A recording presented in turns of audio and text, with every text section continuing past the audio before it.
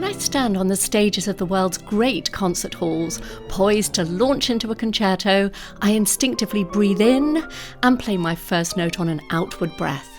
The inhale and exhale of the breath, the balance of yin and yang, is crucial to each of us, but it is also essential to culture and creativity. Like the contrasting and complementary forces of yin and yang, one cannot appreciate music without silence, nor the ink and brush stroke without the simplicity of a blank sheet of rice paper. I'm Tasmin Little, violinist, recording artist, and culture contributor for the China Current. I remember as a young girl feeling drawn to the serene beauty of traditional Chinese painting.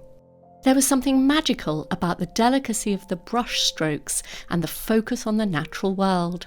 In my young mind, I could see and feel the artist's hand painting with great precision a leaf, a calming waterfall, the magisterial vision of a mountain, or a tiny figure in the distance. As a violinist, I sensed the connection between this sweep of the artist's paintbrush and my own bowstroke.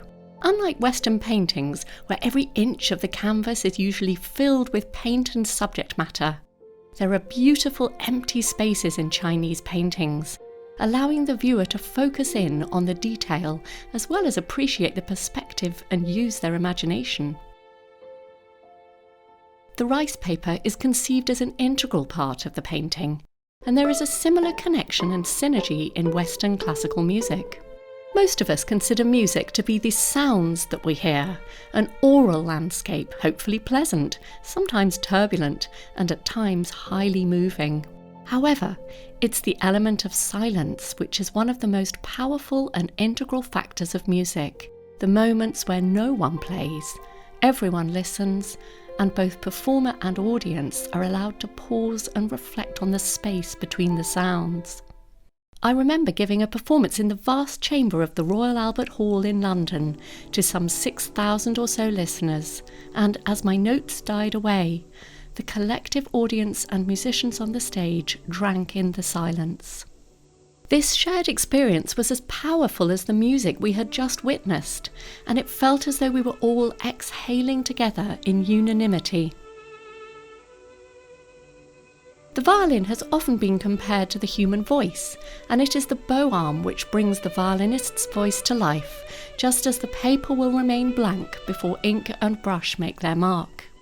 The bow arm of a violinist is akin to the painter's brush, and both violinist and calligrapher must employ a huge range of techniques in order to achieve their desired effect, varying the pressure, speed, and rhythm of each stroke. Even the amount of ink on the brush is akin to the quantity of horsehair placed on the string. The less the hair meets the string, the more delicate the sound, sometimes disappearing to a mere whisper of the minutest detail.